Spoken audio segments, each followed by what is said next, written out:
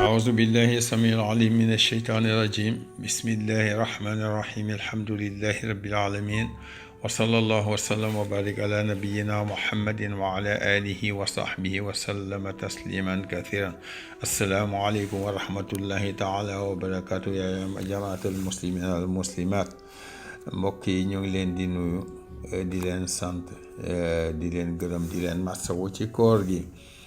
ñu commencé tey waxtaan bi nga xam ne dafa jëm ci bu lañ tàmbale woon wóolu gi nga xam ne jul moo la war wala wóolu yàlla suñu borom rawatina nag ci biir koor gi yàlla mu ngi wax ci aaya yu mu jagleel koor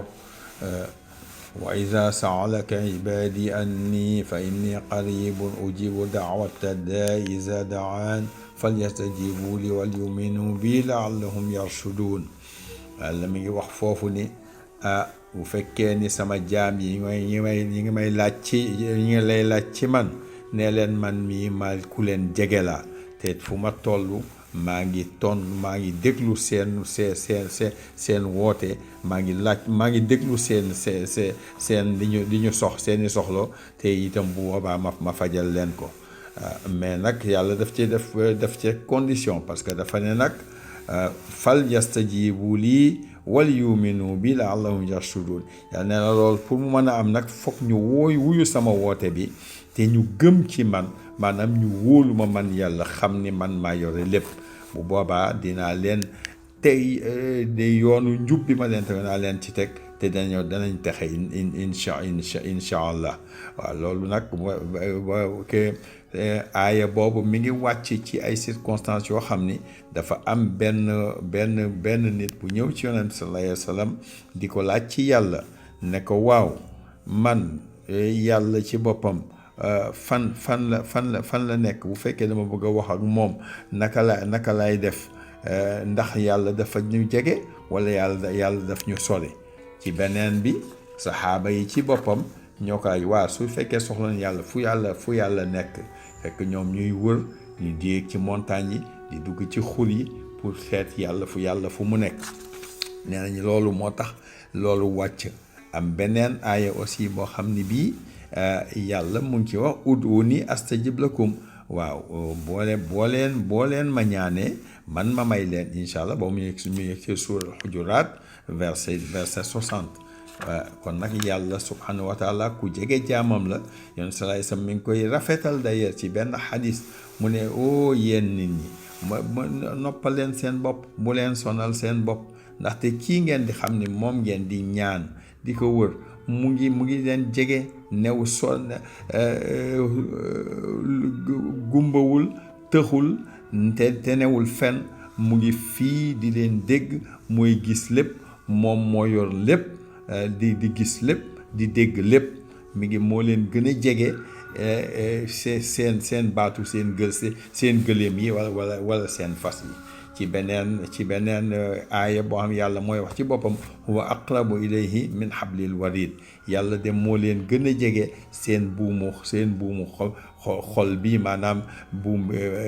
siddit bi du deret bi jóge ci seen xol jëm ci seen yóor moo yàlla leen ko gën a jege kon nag pour wane foofu ne yàlla ku leen jege la bu boobaa nag na ngeen góorgóorlu di wóolu yàlla te yàlla ku ko ñaan mu may la lool la aaya boobu di indi rawatina nag ci biir Ramadan bi nga xam ci dañu nekk dañu war a yeesal suñu gëm ci suñu boroom gën a góorgóorlu bu baax boobaa yàlla dañuy jàppale yàlla dañuy dimbali incha allah yal nañu yàlla jàppale yal na yàlla may kooru jàmm may ñu terminer ko ci jàmm allahumma salli ala sayyidina muhammadin al-fatihi lima ughliq wal khatimi lima sabaqa nasirul haqq bil haqq wal hadi ila siratika al-mustaqim wa ala alihi haqqa qadrihi wa miqdarihi al-azim subhana rabbika rabbil izzati amma yasifun wa salamun ala al-mursalin walhamdulillahi rabbil alamin.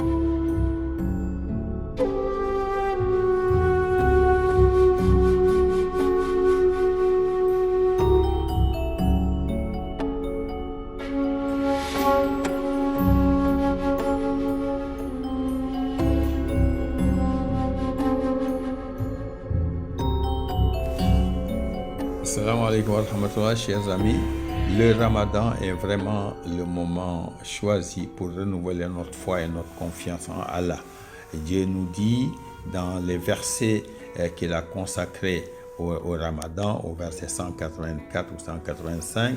il dit au prophète sallallahu alayhi wa sallam, si mes serviteurs te questionnent sur moi, dis-leur que je suis très proche d'eux. Je réponds à l'appel, à la demande de celui qui m'implore. Mais pour cela, il faut qu'ils répondent d'abord à mon appel, qu'ils croient en moi, c'est-à-dire qu'ils me fassent confiance et je les maintiendrai certainement dans la bonne voie, dans la bonne direction, la direction du bonheur. Ce verset a été révélé lorsque un bédouin a demandé au prophète sallallahu alayhi wa sallam, ô envoyé de Dieu, Dieu est-il près de nous pour que nous puissions nous entretenir avec lui, ou alors est-il loin de nous et nous devons l'appeler pour avoir accès à lui? Dans une autre version, ce sont les compagnons qui ont demandé au prophète où se trouve notre Seigneur. Eh bien, le prophète c'est Dieu qui a fait descendre ce verset pour leur montrer simplement qu'il est proche de ses serviteurs, en particulier de ses serviteurs qui croient en lui et qui lui font confiance. Donc, faisons confiance en Dieu à tout moment. Observons ce qu'il nous a demandé de faire. Faisons attention à éviter toutes les mauvaises choses qu'il nous avait demandé, puisque Dieu nous dit lui-même dans le Coran, encore une fois, kuntum khayra ummatin ukhrijat linnas ta'muruna bil ma'ruf wa tanhawna 'anil munkari wa tu'minuna billah. Dieu nous dit, vous êtes la meilleure des communautés. Pour prouver cela, eh bien,